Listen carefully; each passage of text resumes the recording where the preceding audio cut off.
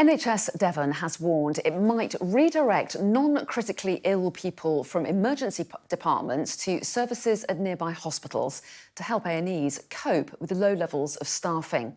The Trust says its hospitals are entering the highest level of escalation, with many struggling to fill their rotas last night, and it's the same story this evening as junior doctors remain on strike. Well, today is the third day of walkouts by junior doctors this week. They go back to work tomorrow.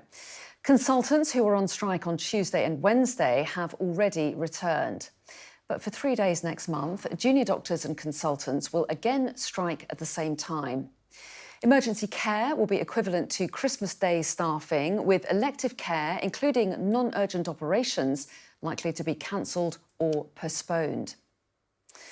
Well, earlier I spoke to former NHS Trust Chairman Roy Lilly, who told me the British Medical Association took their eye off the ball with doctors' pay. The issue here really is that the successive administrations have exploited a pretty dozy trade union. The BMA have let the doctors' pay slip through their fingers, I think. And now, of course, they're scrambling to try and catch up, which is not really possible. But at the end of the day, they have to talk to each other.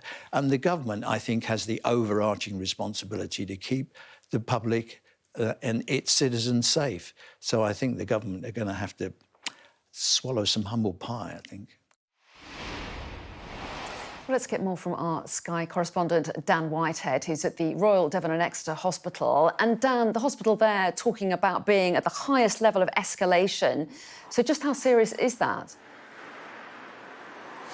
Well, it is, as you say, the highest level. It's something called OPEL 4. It's an internal escalation system, which basically means the hospital is struggling, not just this hospital, but all of them in Devon, Torbay, Derriford, struggling to provide that care and treatment to its patients. What does it mean, though, for people who need care in Devon? Well, it means that if you turn up to A&E in a non-critical state with a non-critical injury, you may be redirected essentially to one of the other hospitals if they don't have the staffing levels. Now, as you mentioned, it is particularly pertinent in the evenings. Last night and tonight, the junior doctor strike going on till 7 o'clock in the morning. It is those rotas in the evening that the hospital services right across Devon are struggling to fill. Now, just a couple of minutes ago, I was chatting to a senior doctor in his scrubs on his way into the hospital here. He says that the hospital here in Exeter is coping. They are most concerned about getting referrals up from Derriford in Plymouth today.